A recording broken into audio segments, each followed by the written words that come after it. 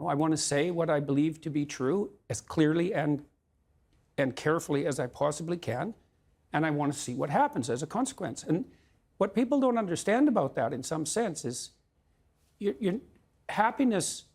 The purpose of your life is not going to be happiness. Sometimes it is. Sometimes that will come. But there will be difficult periods in your life, and happiness won't suffice then. But what you can have in your life is an adventure. You can have an adventure. And the truth is the best adventure. There's no doubt about that. And there's a couple of reasons for that. One is, you don't know what's going to happen if you say what you think. Now, I don't mean incautiously, and I don't mean provocatively or any more than necessary. You don't know what's going to happen. So that's very adventurous. But also, if it's you and your voice, then it's your adventure. And if it isn't, like if you're crafting your speech or manipulating in any way, or parroting or abiding by the dictates of the crowd, then I don't know whose adventure you're having, but it's not yours.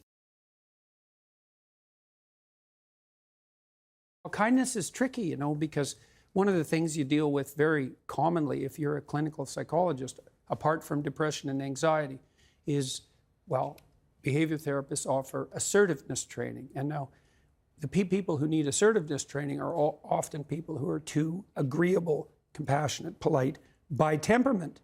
Now, the problem with that is that they let people walk all over them because they don't stand up enough for themselves. And the consequence of that is they get resentful, and then they get bitter, and then they get conniving, and then they'll mob.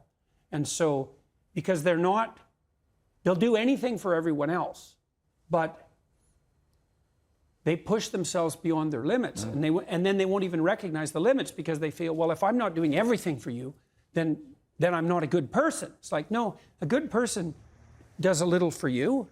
Like if I'm acting properly with you, say in this conversation, there's something in it for you, and there's something in it for me, right? And we want that to be reciprocal. And so the cost of me bending too far in your direction is that I'll become bitter and resentful and conniving.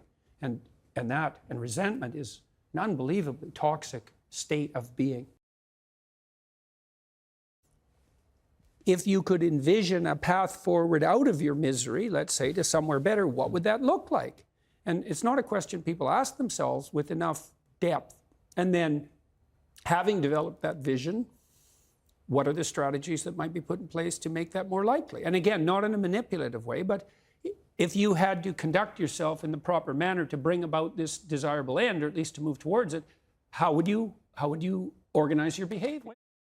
One of the things that's been painful about what I've been doing with my wife as we've traveled around the world for the last number of years is to see how desperate people are for an encouraging word. Life is brutally difficult and sometimes unbearably brutally difficult. And you can see the progressives playing with that notion. It's warped into this sense of victimization, but it does reflect some understanding of the underlying tragic reality of life. And so it's good to get that right out on the table to begin with. Say, well, you're miserable, you have your reasons. And they might be deep reasons. But if you let the misery demoralize you and make you bitter and cynical and cowardly and make you withdraw, then first of all, that's a failure in the highest sense on your part, and all it's going to do is make everything worse.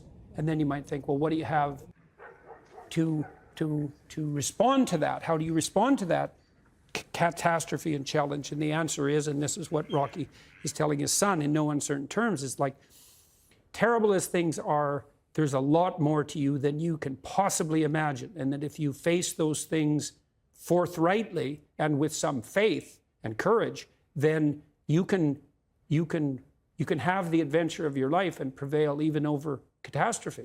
Many women have never had a good relationship with anyone masculine in their life.